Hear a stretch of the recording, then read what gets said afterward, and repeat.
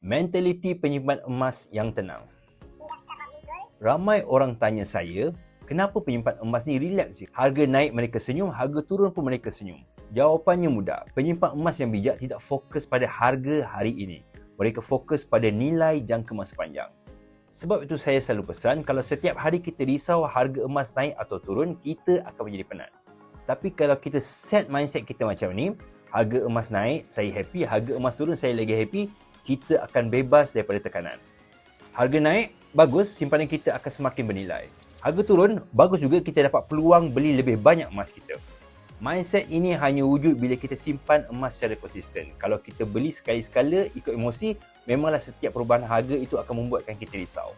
Tapi bila kita sudah ada tabiat beli emas setiap bulan, RM100 pun dah cukup, kita akan mula faham satu perkara.